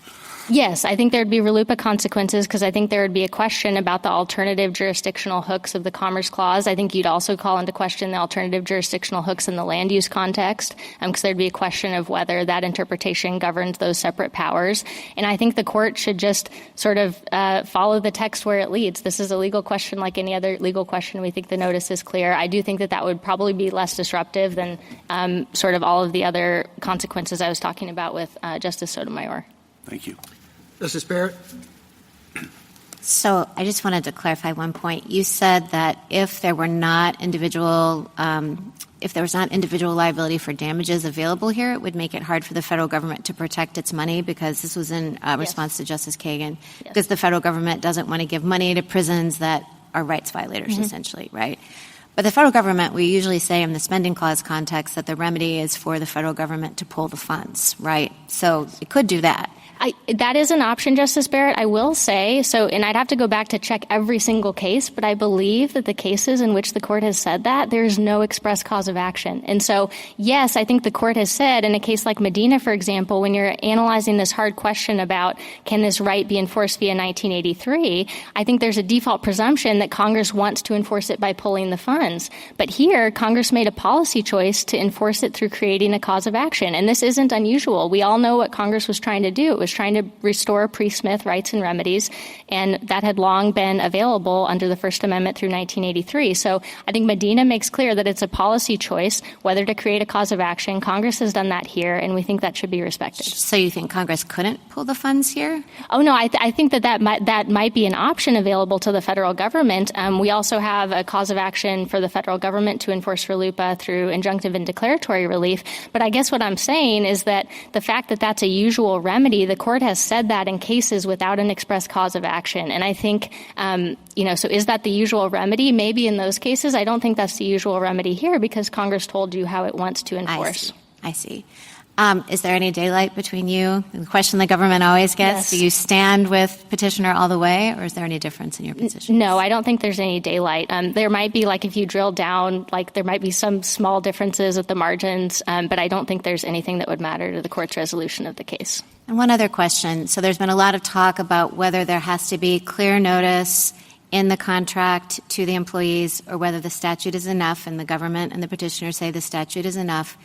But the statute could have, or Congress could, in giving the funds, right, in the spending clause context, it could say to LDOC or whatever state prison system it's contracting with that it has to be a condition of the contracts that the guards would be liable or that individuals be liable for damages, right? Sure. I mean, petitioner has laid that out and says this can all be done through contract. We agree with that, but I don't think that that means that what Congress did here is impermissible. I think that there's clear notice on the text of the statute. I think how a state responds, how a Department of Corrections responds, I think they should inform their officers. There are briefs saying that officers are informed of the requirements that govern prisons. I do think that officers expect this. This isn't surprising. They're not some disinterested third party. These are people who work in prisons and know the conditions that apply to them. Thank you. Justice Jackson? So I guess I'm trying to understand how Congress could have said it any clearer. I mean, to the extent that we're puzzling over whether or not there's a clear statement in the statute, it says a person may assert a violation of this chapter as a claim or defense in a judicial proceeding and obtain appropriate relief against a government. If that doesn't refer to money damages being brought by an individual for a violation of RLUIPA, what could Congress have meant by appropriate relief here? I mean, we agree with you. We think it's clear, especially once you look at the definition of a government, appropriate relief against a government the word appropriate relief becomes clear in the context of who we're talking about here, which is individual officers. So we would agree And with even you. broadening out the lens more, I mean, RLUIPA is applying to prisons in a circumstance in which the PLRA and other statutes make it very difficult for prisoners to get any other kind of relief, right? I mean, they can't get injunctive relief in any sort of meaningful way. I think they could. I think prisoners could get injunctive relief under RLUIPA, and we would say that's another form of appropriate relief. But I do think that damages are necessary to complement, especially for instances like the one alleged here, where there's a one-time abuse. I think it also comes up in cases of when claims for injunctive relief are mooted by release or transfer. Or transfer, which can happen all the time. Yes, so and it's very, very common. And, okay. You've said many times that this is an easy case, and I think it's because of the privity argument. I'm trying to kind of puzzle through it. The state can say no to the condition in this situation. It has notice. It's a part of the agreement that the state makes to accept the funds, so it can say no to the condition that it must follow RLUIPA. But then we have this other layer, which is the employees, I suppose, can say no to a state that has agreed to the condition. Right? I think that's right. They have a choice whether to voluntarily accept employment in a federally funded program. Against the backdrop of a clear cause of action against people in their position for violations of the law. Yes, I think the statute is clear as day that it applies to individual officers, and in that context, appropriate relief clearly provides damages. And don't we ordinarily hold people responsible, especially officials, for knowing what the law requires and following it? I think that's generally a presumption that this Court has endorsed, yes. Thank you. Thank you, counsel. Mr. Aguinaldo.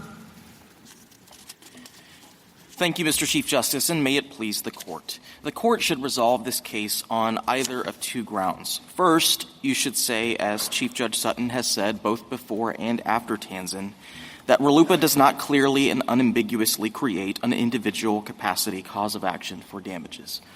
Or, second, you should say, as Judge Sullivan has said after Tanzan, that even if Congress spoke with unmistakable clarity and created such a cause of action, Congress exceeded its constitutional authority. But however you affirm the judgment below, it is extraordinarily important that the Court reject petitioner's attempt to radically expand congressional power. His view of the spending clause would mean that foundational cases like Pennhurst and Cummings were confused, Mr. Chief Justice, because Congress can actually impose spending conditions on non-recipients, too. And his view of the necessary and proper clause would make Sabri look modest, Justice Thomas, because, on his view, Congress doesn't even have to pretend to be protecting federal dollars and cents from corruption before regulating members of the general public. Now, to be sure, I have a lot of friends on the other side of this case who have valid concerns about Congress's silence over the past 25 years when 10 federal courts of appeals have said that there's no individual capacity claim for damages under RLUIPA. But the solution is not to distort this Court's existing precedents to try to change that status quo. It is instead to tell Congress to act exactly like it did in 1993 after Smith and in 2000 after City of Bernie, which is to pass new legislation, supersede Sosamon, and amend RLUIPA to allow for damages against the states. And then the states can decide, each state for itself, whether it accepts that express condition. The answer is across the street, not here. I welcome the Court's questions. There's been quite a bit of reliance on Sabri and Salinas. Could you spend just a few moments giving us your argument as to why these cases aren't dispositive? Absolutely, Justice Thomas. So if I could give you the one sentence that I think might be the most important in this Court's precedents for this case. That's the very last sentence of Section 2 in Sabri at page 608. This is the paragraph where this Court in Sabri rejected Mr. Sabri's spending clause challenge. He said that this legislation is coercive. This Court said, no, it's not spending clause legislation at all. This is not Congress's attempt. 666 is not Congress's attempt to impose its will on states' choices about public policy. It's instead Congress's necessary and proper clause authority to basically target those who convert public spending into unearned private gain. That's the line that the Sabri Court drew. And, Justice Thomas, I think that is exactly the line, the framework that you should keep in mind when asking, what is RLUIPA? Is it more like 666 where you're targeting actual federal dollars and cents? Or is it like true spending clause legislation where what Congress is doing is imposing its own policy choices on the state recipients of federal funding? But the actual dollars and cents weren't at issue in that case. what the court was upholding was the federal government's right to say we shouldn't we need some strings in place to ensure that the money we pay to a federal institution is going to an honest federal institution, an institution that won't be profligate with our money generally, even though there's no nexus with the money here. And so, too, the government can say, the integrity of the institution has something to do with not taking bribes, and the integrity of the institution has something to do with not violating rights. And both of those things fall within the federal government's interests. And respectfully, Justice Kagan, that's not consistent with Sabri. Look at page 606. This is the money is fungible paragraph that spans 605 to 606. The theory that the court was articulating there to sustain statutes like 666 is to say, what is the articulated federal interest in the statute? And the very last sentence of that paragraph says the federal interest here are federal dollar thresholds that Congress embedded in the statute as its putative protection. Now, I'll grant you, Justice Kagan, that Sabri, I think, has to be the outer limit of the Congress's necessary and proper clause authority, because what it was doing there really had no direct tie to the funds at all. But the theory that this court cited in justifying reaching the result it did was to say, we're going to look at the federal dollar thresholds in 666. We're going to say, well, Congress is at least pretending to protect those federal dollars. I'm sorry, but it's the same thing here, meaning they're trying to protect their federal dollars from not supporting a program that violates religious liberty.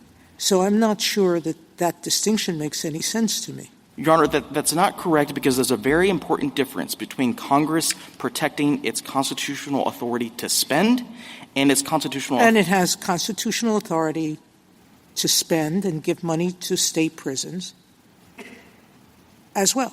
But it wasn't in those programs. It could spend on programs, but it didn't have to.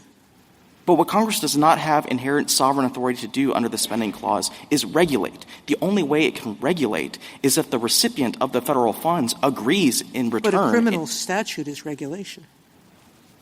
It absolutely is regulation, Your Honor, but what I'm saying, what this court said in Sabri is that a statute like 666 is not spending, that's not a spending condition at all. And that's why I think the most important starting point in this court's analysis is to ask, is this a spending condition? The federal government agrees at page 23. If we disagree with that.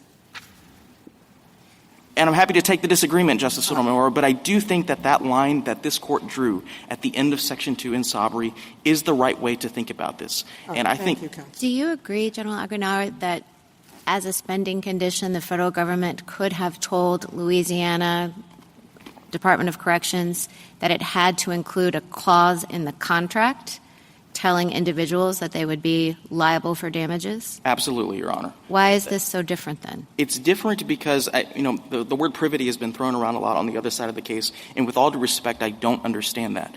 When we're talking about consent in the spending context, you're asking whether the ultimate regulated entity has, in fact, consented to whatever the conditions are.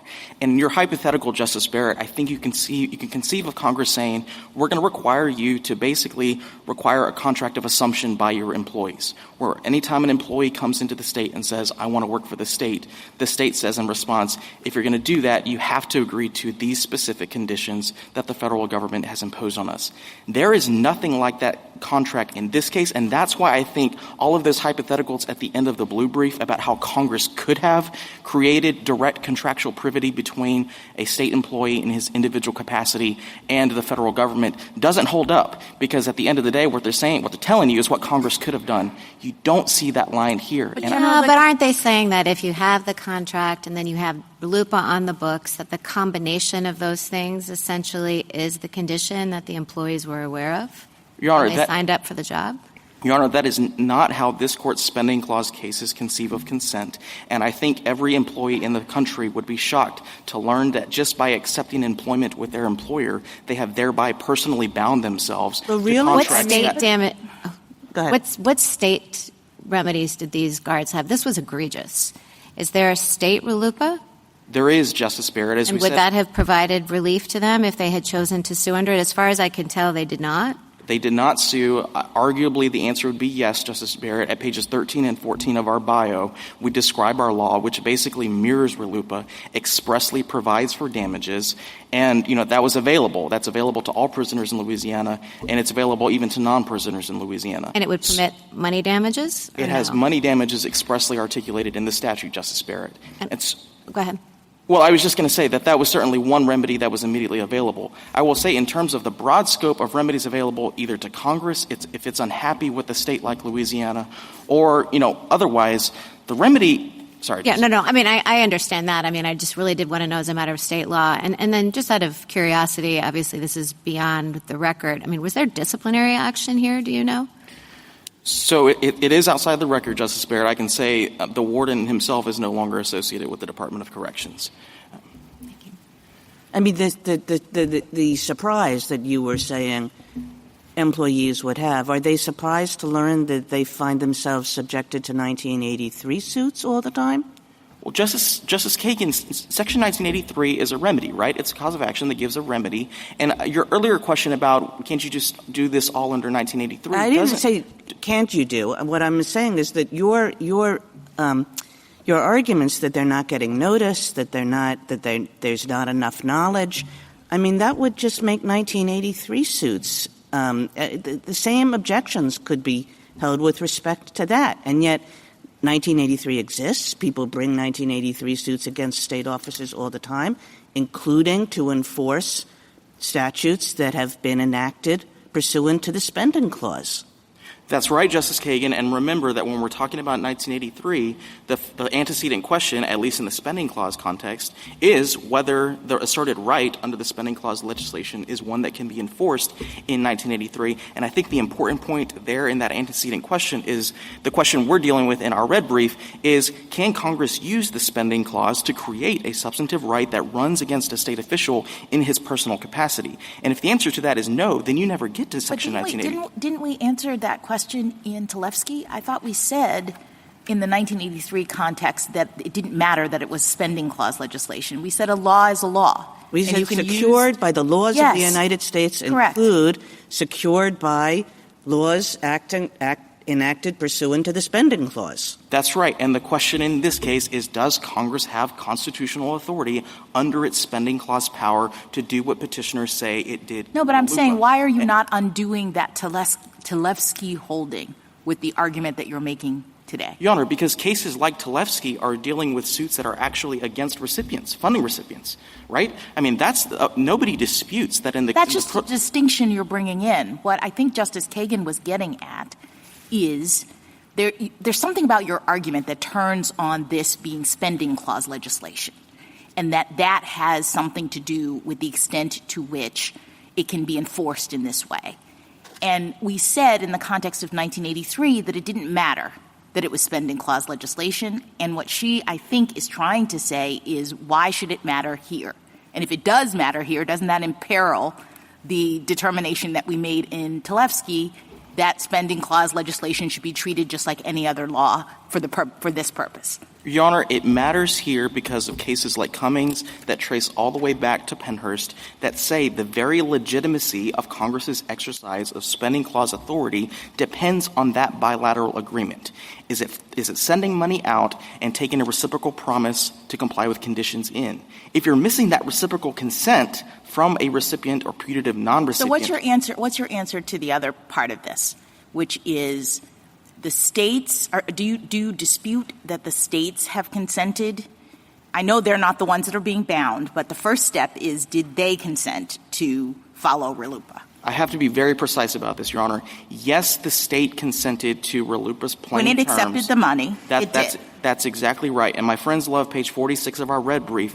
What we're saying there is that when a state official in his official capacity is working on the job, he is the state under this court's common division between official capacities and individual capacities. And, of course, state officials in their official capacities as the state are bound by RLUIPA.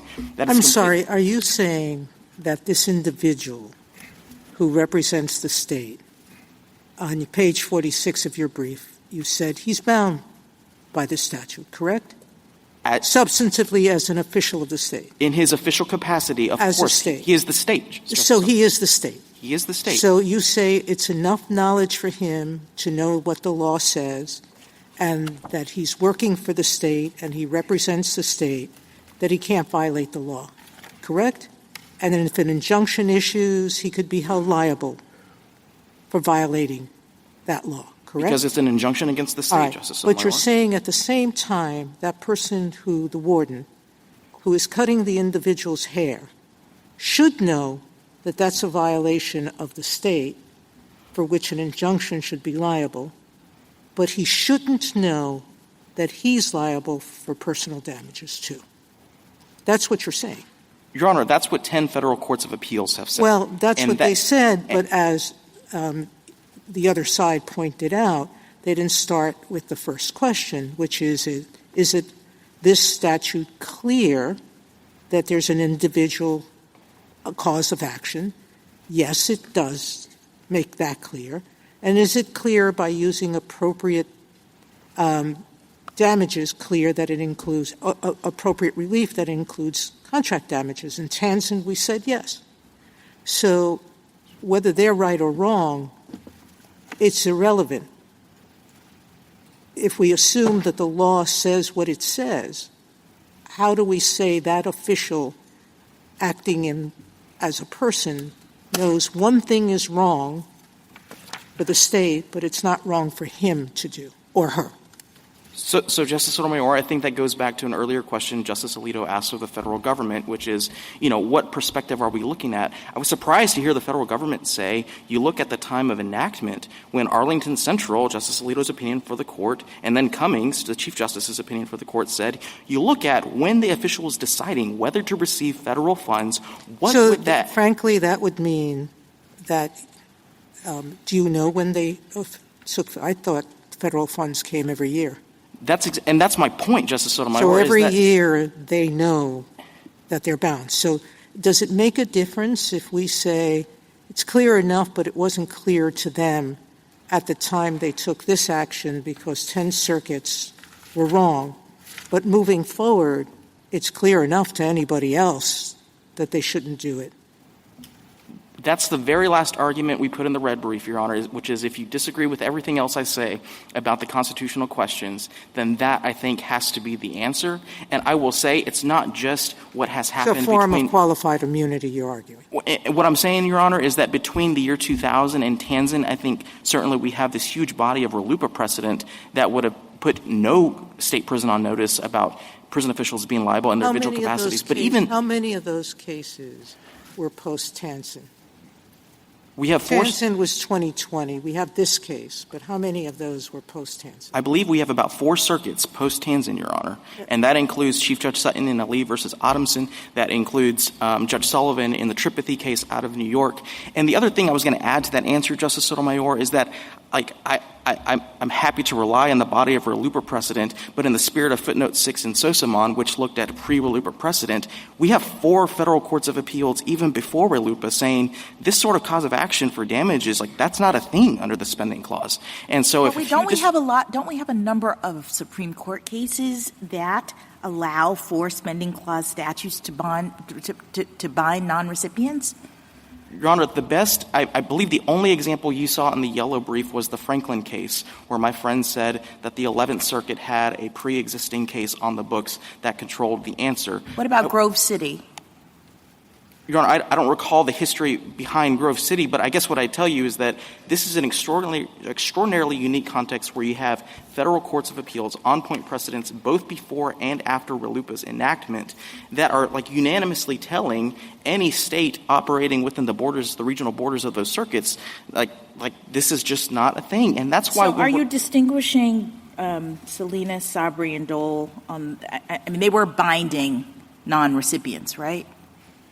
Your Honor, I want to resist the characterization of them as non-recipients, because I think you talk about recipients and non-recipients when you're talking about spending clause legislation. 666, all of those cases, that's not spending clause legislation. That's what this court said expressly at page 608 in Sabri. And so once you conceive of a statute like RLUIPA as spending clause legislation or not spending clause legislation, that's going to dictate which path, petitioner's given you, which path you choose. And that's what I'm saying. Assuming that spending clause legislation matters. This is going back to the point with Justice Kagan. Assuming that it makes a difference that it's spending clause legislation, you say, then we can distinguish all these other cases. I think it has to matter, Justice Jackson. Even though we said it didn't in Tlefsky. Your Honor, this is the only reason we're here today is because Congress used its spending clause authority to pass RLUIPA.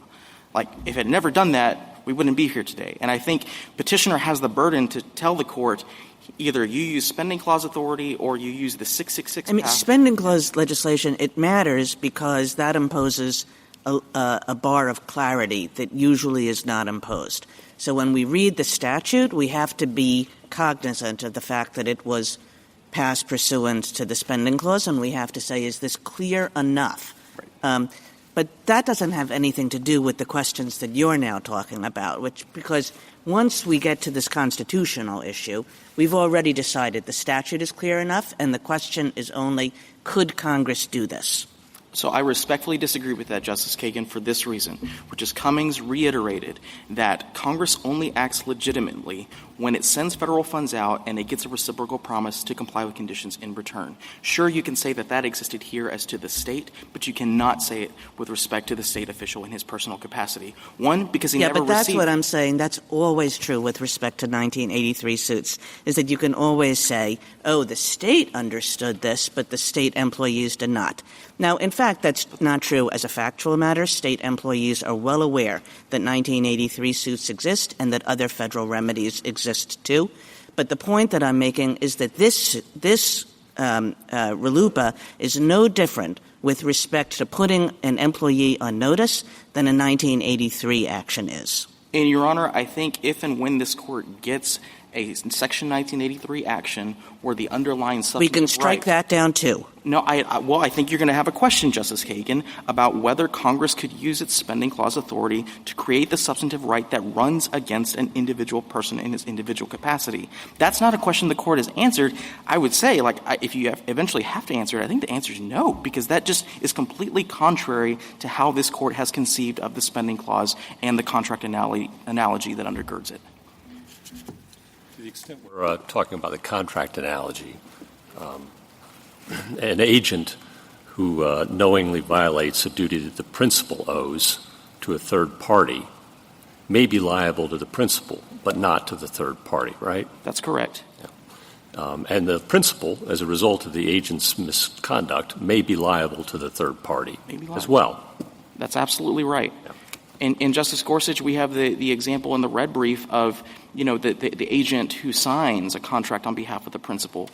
Even if our state prison officials had signed whatever spending contract under RLUIPA you want to pick on behalf of the state of Louisiana, contract principals will say, you're still not personally bound. That doesn't personally bind that agent. And so, a fortiori, that's what we have here is somebody who's not alleged to have been involved in the spending process whatsoever. And let me make clear, and whether Congress could provide clear notice and get consent from the employees. We don't have to decide that. That's exactly right. Whether that might be necessary and proper, and we don't have to decide that. You could leave it for another day, Justice No, Gorsuch. but how about if we don't want to? Give me your best answer. Give me your best answer. As I'm hearing you're saying that they can bind the state by giving the state money, but they can have an abundantly clear notice. Every employee you have must abide by this statute. And if they don't, that individual employee will pay damages. You're saying that's not adequate notice. It's not adequate notice if the individual signs a contract with the state agreeing because they didn't sign the contract with the federal government. Is that your argument too? Well, I'm not quite following that last part of the question, Justice Sotomayor. Assume that the hypothetical that the other side put forward, they could have had the government say to the states, tell every employee that they're liable if they breach, to us, if they breach this contract? So Justice Sotomayor, if Congress passes a statute that says, states, if you take our funds, every one of your employment contracts has to tell the employees that How about states that don't have employment contracts? States who just hire you pursuant to a collective bargaining agreement, it's pursuant. The federal government can't say, you must tell every employee they're personally liable. Any contract the state enters into, if the state is the recipient of federal funds and Congress says... Will the individual be liable if the federal law is that clear?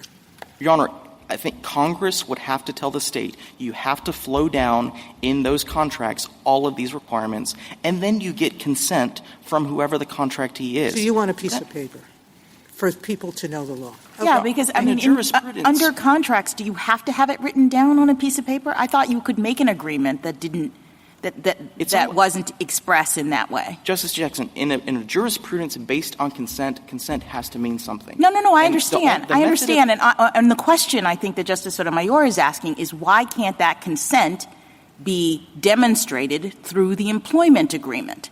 Whether the employment agreement has all the terms written down or not, why couldn't we have a situation in which Congress makes clear to the states that its employees need to follow the law or be held liable, individually in this way, and then the states contract with individual employees who understand, given that agreement that is, part of the law, that that's what they have to do. So, Justice Jackson, I think in that hypothetical, you'd have a factual determination to make, which is what sort of notice was the employee on, what was written down or said in that contracting process. And your view is only if the state actually writes the terms into the employment agreement would there be sufficient notice to the employee?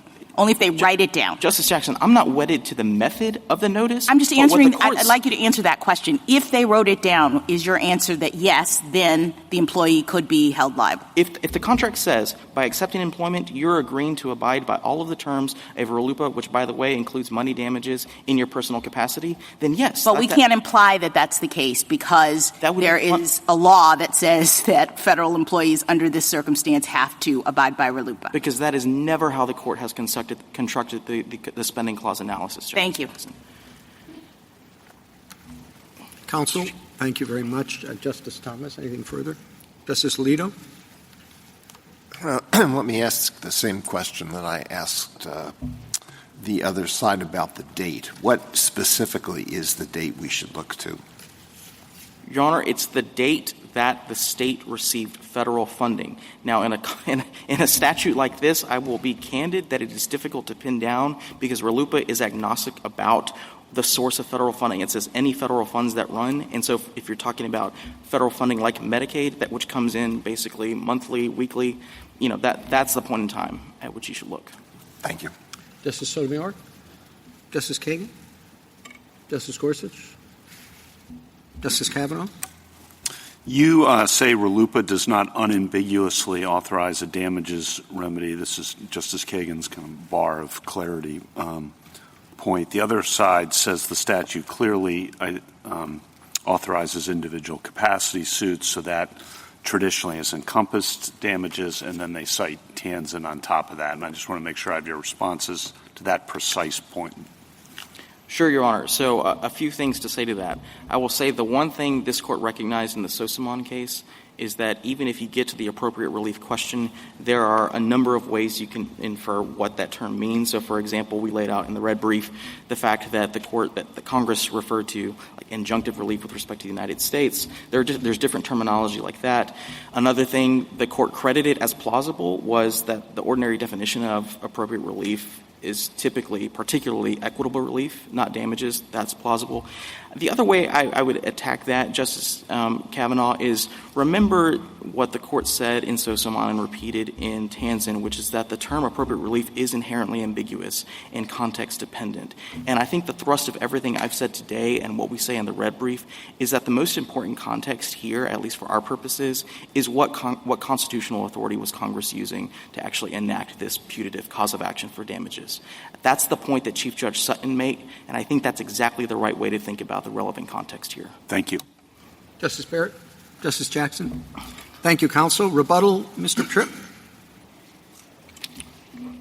Just a few quick points. Justice Barrett, to start with the question about mini-RFRA, this is in our cert reply. The state's mini-RFRA departs from the compelling interest test for prison safety or security regulations, so it wouldn't provide any relief. And obviously, Congress wanted to have a nationwide remedy here. Justice Kavanaugh, to just respond to that last exchange, I hear no answer to the basic point that there's an individual capacity action. It is expressed on the face of the statute. And then as long as you just do what you normally do and ask what damages are appropriate in the context of individual capacity action, again, I still hear no answer. They're presumptively available under Franklin. That's an implied cause of action in a spending clause case. And they say damages are available. That's the norm. Tanzin traces it all the way back through the history, and still there's no answer to the point that if you don't have damages in the individual capacity action, you get nothing. There's no such thing as an individual capacity injunction. It's the whole point. And again, if you don't have damages, look at the facts of this case. But think about what Congress that enacted this law was trying to do. This is exactly where they were trying to have accountability, and I think it's clear as day on the face of the statute. I think a lot of the questions go to notice. There are a lot of questions to notice. The notice is baked in. They admit there's sufficient notice to the substantive condition. The remedial condition is the very next section in the statute. I don't understand any theory of notice where as a state employee, you're bound by one page of the statute but not the next one. It doesn't make any sense. They are clearly on notice of both, and they are both here. It's the individual capacity action is clear as day, and then damages are just always appropriate relief in individual capacity action, as every state prison official knows because they face these kind of suits all the time. This is the norm for them. And, of course, you have an additional layer of protection on the notice side because qualified immunity applies. And, of course, we have an extraordinary case where not only was there clearly established law, but we provided them actual notice of it, and they still violated it. I think really at the end of the day, I'm still hearing ultimately no answer to Salinas, the Salinas, Dixon, Hess, Laudani line of cases, and the crux of those cases, again, the root of the power is that it runs consensually all the way down. There's contract. You take the job as a prison official subject to as a law enforcement official in a federally funded prison. Of course you take it subject to the conditions that Congress has attached, and here has attached both of them. And I think really at the end of the day, what the case is sort of fundamentally about is, has Congress actually succeeded in restoring pre-Smith rights and remedies? I think that's really the question. And I think there's no doubt that that's what Congress meant to do, and there's no serious doubt under this Court's precedents that that's constitutional. So we're asking the Court to reverse. Thank you, counsel. The case is submitted.